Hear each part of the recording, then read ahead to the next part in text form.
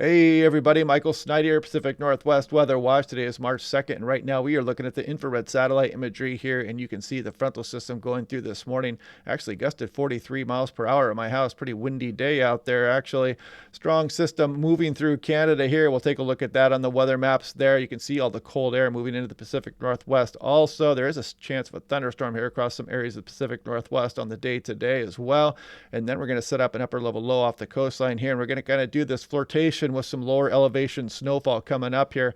And again, as you guys know, it can be difficult to get it to stick down towards the lower elevations unless you time out things just right overnight and into the early morning hours. We'll take a look at that here coming up as well.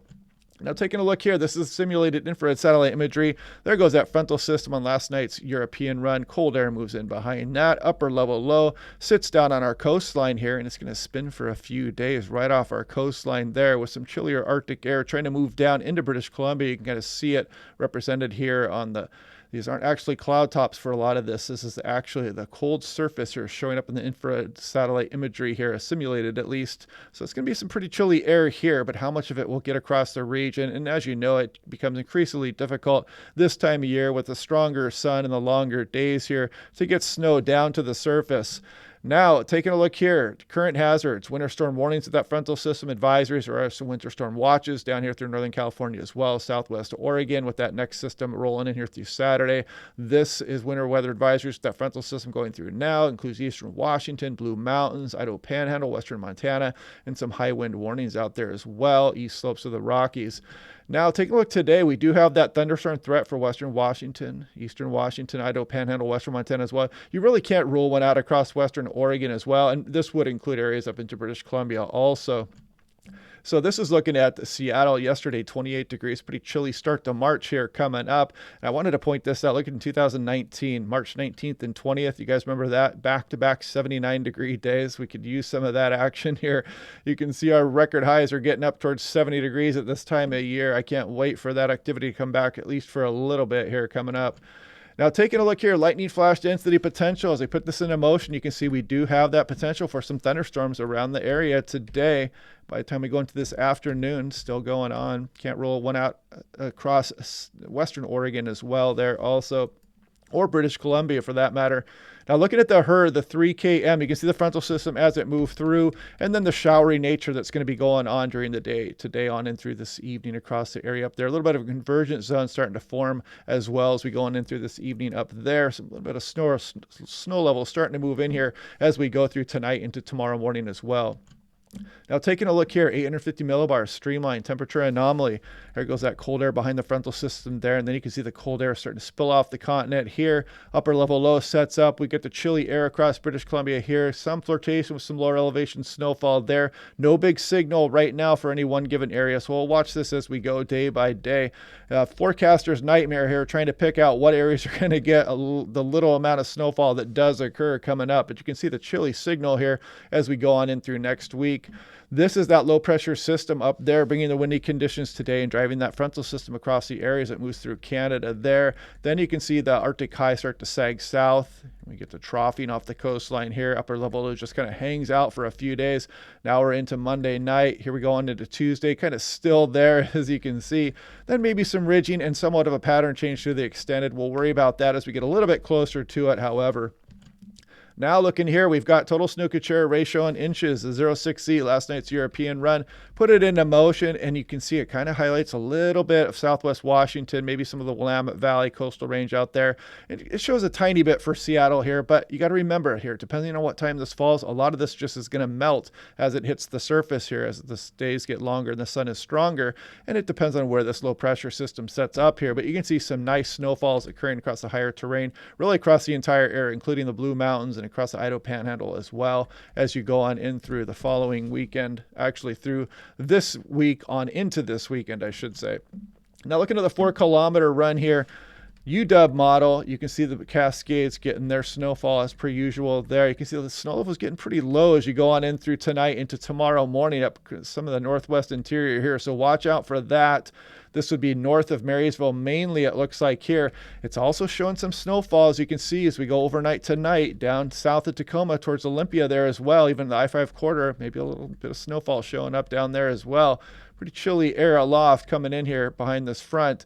And then you can see this is kind of hit and miss nature of just a little bit of snowfall coming up. And it doesn't take much to get people worked up on social media out there and make for a nice scene. So we'll continue to watch these little features as we go day by day here. But you can kind of see the upper level low favoring Southwest Washington, maybe down towards Portland a little bit as we go through the weekend here. We'll see how that trends. Taking a look here at Oregon itself, and this is the UW model as well, Cascade snowfall. And you can kind of see as we scroll through here, you might see some flakes down into the Willamette Valley here as we go through the weekend, as you can see, and even shows a little bit of accumulating snowfall for some of the Portland metro there as we go. So we'll just continue watching it. You might even see some snowflakes out to the coastline too. A lot of cold air aloft coming up here. Now taking a look here, this is the European 100-meter wind speeds of last night's run here. You can see that convergence zone signature as we go through the day today, kind of setting up across some of the areas just mainly north of Seattle there.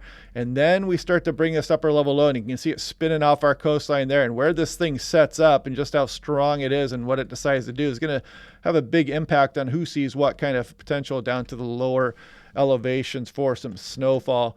This was looking, I wanted to just play this out here. I gusted 43 at my house here, and it showed about 38. So not too bad, but the European kind of underdoing some of these wind speeds here as per typical so far this season.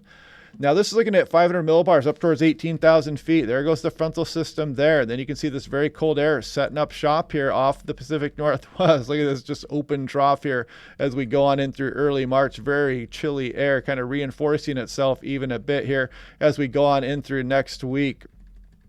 Always like to watch that diagram there. It kind of gives you an idea of what's going on at the upper levels of the atmosphere. And sorry, did I say European? This is the GFS of this morning, by the way.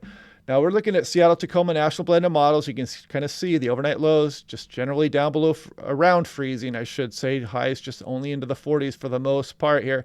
A little bit of snowfall possible. You might see it falling, but we're not expecting big accumulations as of right now.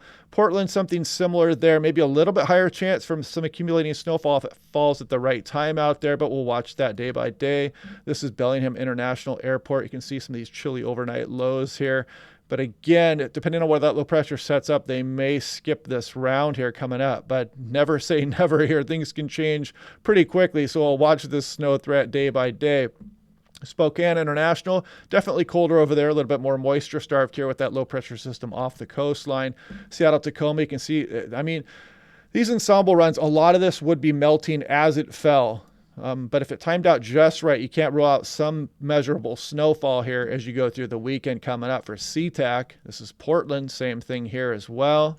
And you can see Spokane, a little bit more moisture starved over there, but they do have colder temperatures. Now this is down towards Eugene. It even shows some down there, but again, a lot of this is going to be melting as it falls if it does occur. Snohomish County, a little bit more moisture starved depending on the position of that upper level low as we go through this weekend. And this is avalanche danger. It's been upgraded to considerable as this front moves through here. We're going to continue to bring snowfall amounts of this post-frontal showery regime. As it moves into the Cascades, you get that orographic lift, and then you kind of bring more precipitation. And yeah, you're going to bring these considerable avalanche dangers across some of the Cascades down towards Mount Hood. Right now, it's moderate for a lot of the Oregon Cascades as well. But you can see you've got moderate and considerable avalanche danger across the Blue Mountains, Idaho, higher terrain, Idaho Panhandle, western Montana as well. So heads up, check this site if you're going off into the backcountry today. 6 to 10 day temperature outlook. You can see the below average signal here across the west all the way through March 11th there. So yeah, that's what we're dealing with. That frontal system, blustery conditions today, maybe a thunderstorm. Watch out, eyes on the sky today as we go. And we're going to keep a cool upper level low around. It's going to remain chilly around the Pacific Northwest, folks. So we'll watch that day by day. We'll try to pinpoint some of these details a little bit better as we get closer to each individual snow event here coming up. So anyway, hope you guys are enjoying this active weather pattern here. And I hope you like the chilly temperatures because they're going to be sticking around here for at least another week or so. So anyway, we'll do this again tomorrow, and I'll talk to you guys then.